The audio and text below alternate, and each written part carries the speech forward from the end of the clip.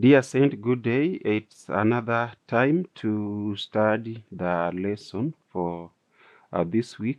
This week of 18th to 24th, as we prepare for the Sabbath of 25th, and lesson 4 has the title of The Conflict Behind All Conflicts. I repeat, the conflict behind all conflicts. On the Sabbath afternoon, we are reminded that when we read these scriptures, it will help us prepare for the Sabbath of 25th of October 2025. And the verses are Joshua chapter 5 verse 13 to 15, Isaiah chapter 37 verse 16, Revelation chapter 12 verse 7 to 9, Deuteronomy chapter 32 verse 17, Exodus chapter 14 verse 13 and 14, and Joshua chapter 6 verse 15 to 20. And for this week, our memory text is from Joshua chapter 10 verse 14, and in English Standard Version it says that, and I quote, "There has been no day like it before or since, when the Lord heeded the voice of a man, for the Lord fought for Israel." Joshua 10 verse 14, and I repeat, "There has been no day like it before or since, when the Lord heeded the voice of a man, for the Lord fought for Israel." That is Joshua chapter 10 verse 14. I have read in English Standard Version. Reading the pages of Joshua, we are confronted with the aggressive military campaigns carried out at the command of God, in the name of God, and with the help of God. The idea that God was behind the conquest of Canaan pervades the book of Joshua, and it is expressed in the assertions of the narrator. See Joshua chapter 10 verse 10 and 11 in God's own word. On words, see Joshua chapter 6 verse 2 and Joshua chapter 8 verse 1. In Joshua's addresses, see Joshua chapter 4 verse 23 and 24 and Joshua chapter 8 verse 7.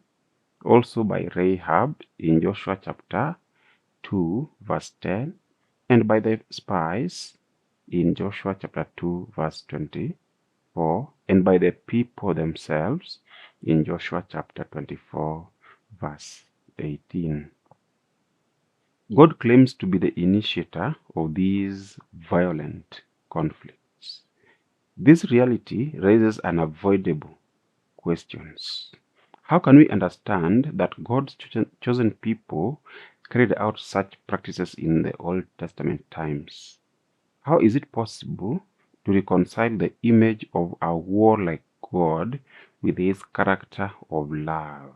For example, see Exodus chapter 34 verse 6, Psalms chapter 86 verse 15, Psalms chapter 103 verse 8, Psalms chapter 108 verse 4. Without diluting the credibility, authority, and historicity of the Old Testament. This week and next week, we are going to explore the difficult question of divinely commanded wars in the book of Joshua and elsewhere. I will read for us a few of the verses that we have been asked to read. Okay. So let's see Joshua chapter 6. Joshua chapter 6 verse 2. Joshua chapter 6, verse 2 says in New King James Version, "And the Lord said to Joshua, See, I have given Jericho into your hand, its king, and the mighty men of valor." Let me read Joshua chapter 4, verse 23, 24. Joshua chapter 4, 23 to 24. It says, "For the Lord your God dried up the waters of Jordan before you until you had crossed over, as the Lord your God did to the Red Sea, which he had dried up before us until we had crossed over, that all the peoples of the earth may know the hand of the Lord that is mighty, that you may fear the Lord your God forever." I'll read also Joshua chapter 2, verse 10. 2 verse 10 says, "For we have heard how the Lord dried up the water of the Red Sea for you when you came out of Egypt, and what you did to the two kings of Amorites who were on the other side of Jordan, Sihon and Og, whom you utterly destroyed." I read also Joshua chapter 2 verse 24. 2 verse 24 of Joshua said, "And they said to Joshua, Truly the Lord has delivered all the land into our hands, for indeed all the inhabitants of the country are faint-hearted because of us." And then Joshua chapter 24 verse 18. 24 verse 18 of Joshua.